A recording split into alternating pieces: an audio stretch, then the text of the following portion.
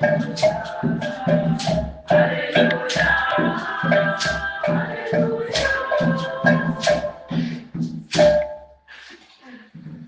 Seigneur soit avec vous. Et avec votre esprit. Bonne nouvelle de Jésus-Christ selon Saint Jean. Jean au chapitre 1, les versets 29 à 34. Comme Jean-Baptiste voyait Jésus venir vers lui, il dit, « Voici l'agneau de Dieu qui enlève le péché du monde.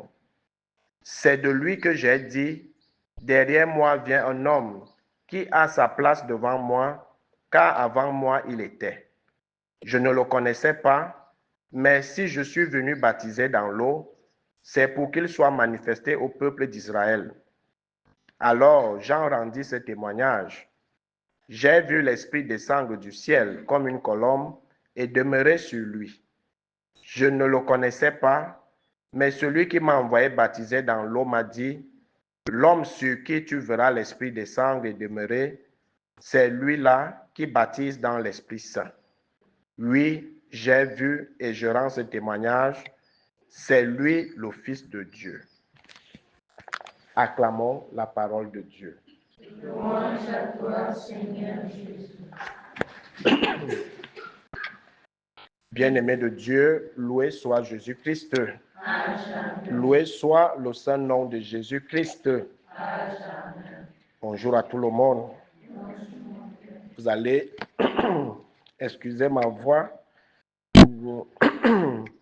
J'ai eu un petit problème d'angine, donc de temps en temps, ça passe, ça revient. Une joie de plus de me retrouver dans cette communauté pour prier avec vous ce matin à l'invitation de la sœur Blandine de venir prier avec vous et célébrer avec vous cette Sainte Eucharistie. Les textes de ce deuxième dimanche du temps ordinaire, année liturgique A, nous invitent surtout la deuxième lecture de Saint Paul, parce que nous démarrons là avec la lecture de Saint Paul aux Corinthiens.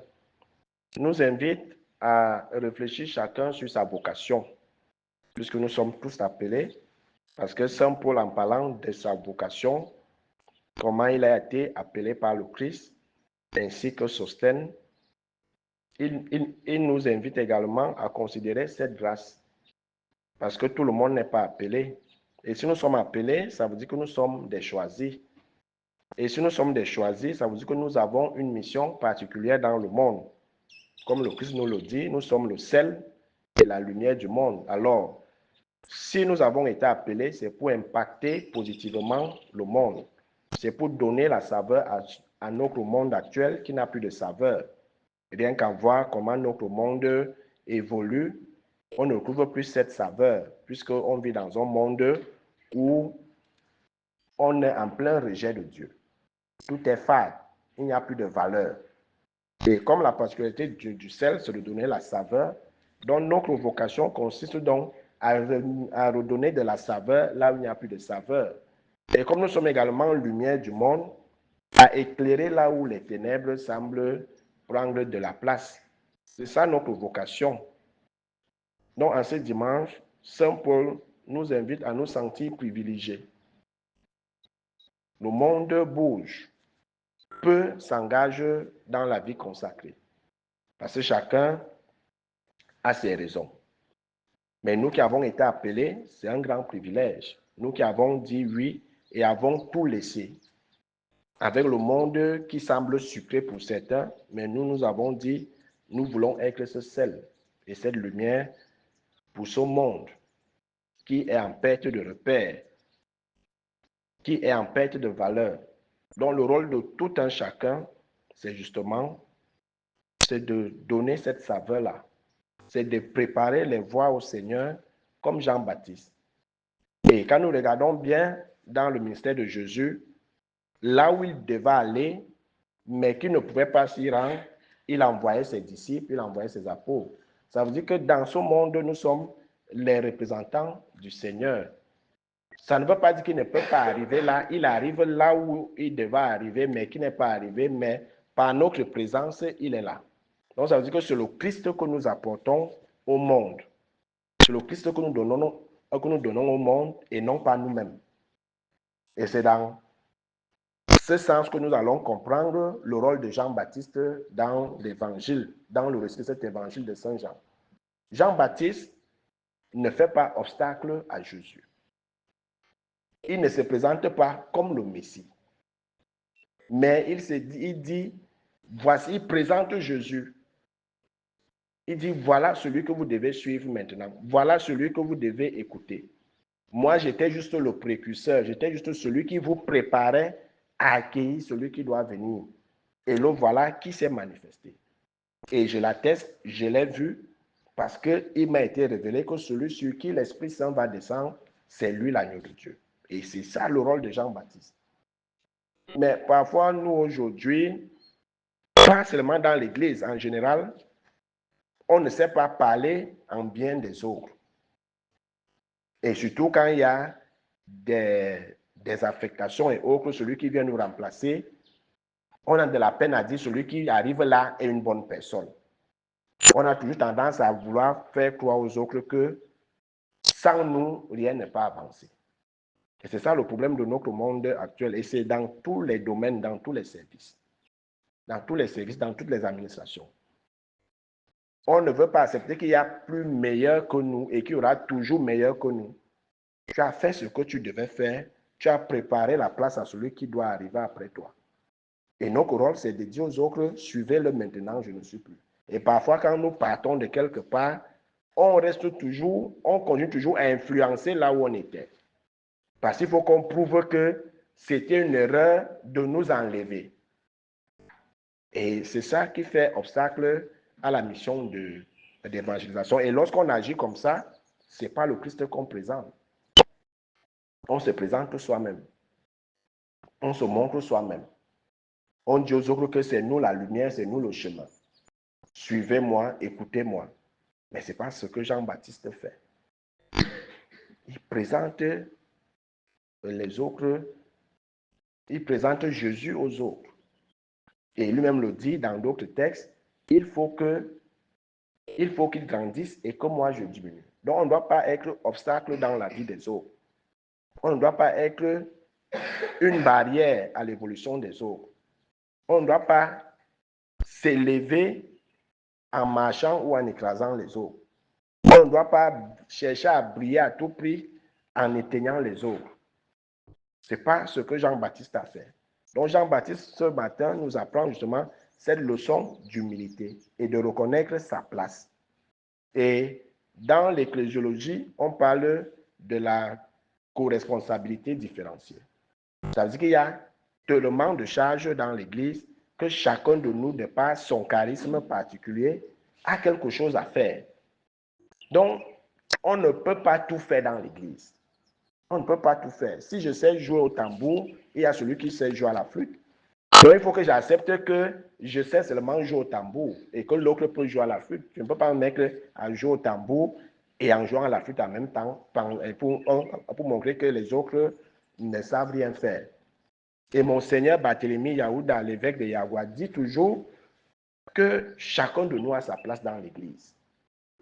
Et il prend l'exemple, voilà que vous êtes assis, qui est assis sur l'autre? Personne, chacun assis sur sa place. Donc pourquoi penser que l'autre n'a pas sa place dans l'Église ou qu'il ne peut rien apporter de bon ou qu'il ne peut rien faire de bon? Chacun de nous a sa place et chacun de nous a un rôle à jouer dans l'Église. Mais si on ne comprend pas ça, on sera des obstacles à l'avènement du Fils de Dieu dans la vie des autres. Parce que chacun de nous est un envoyé du Christ. N'est-ce pas que Saint Paul nous invite à bien réfléchir sur notre vocation.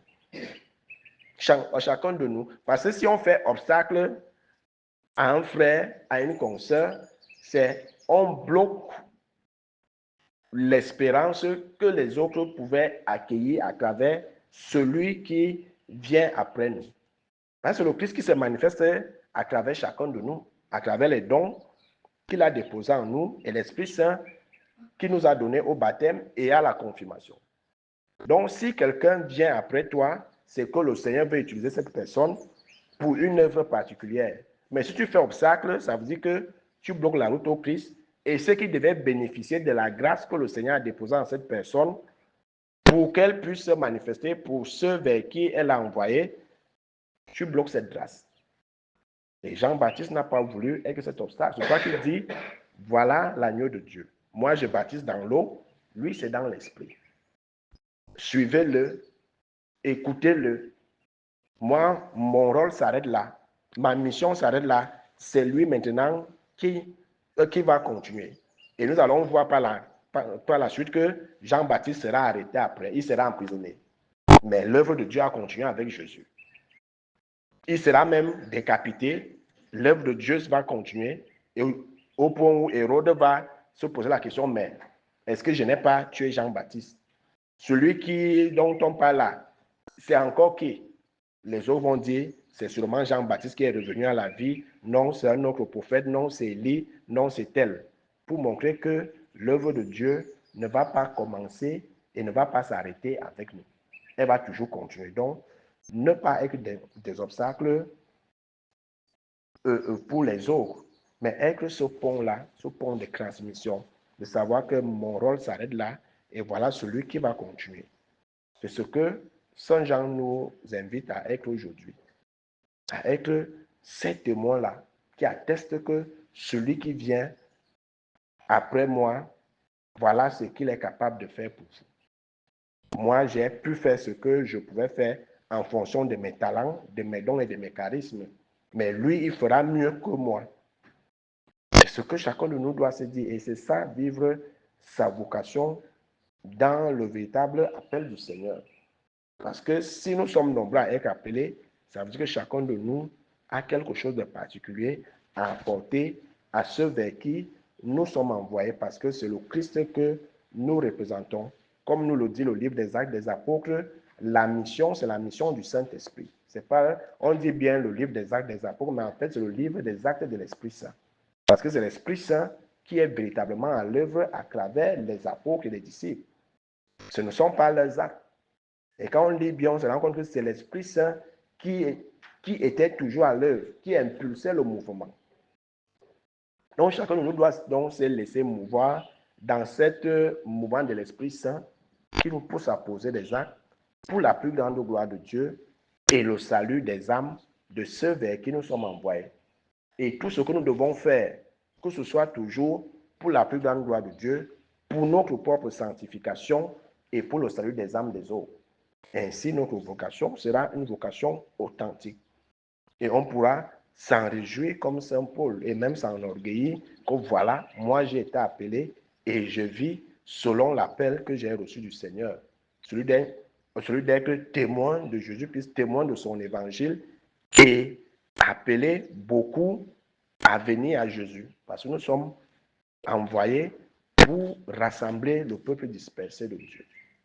C'est ça notre mission sur terre, en tant qu'appelés, en tant que privilégiés de Dieu, parce que nous avons reçu l'appel et nous avons répondu oui. Alors nous ne serons donc pas obstacles à l'avènement du Christ dans la vie des uns des autres vers qui nous sommes appelés, nous sommes envoyés. Que le Seigneur, en ce jour, sanctifie et active en nous encore des grâces et des charismes qui serviront à sa plus grande gloire et au salut de ceux vers qui nous sommes envoyés. Et que nous soyons ces Jean-Baptiste-là qui présentent toujours aux autres l'agneau de Dieu, le Sauveur, celui qui a pris notre chair pour nous relever, pour nous sauver de tout mal. Parce que c'est lui le véritable chemin, la vérité et la vie, et non pas nous. Nous ne sommes que ses instruments, ses disciples, ses envoyés. Loué soit Jésus-Christ. Amen.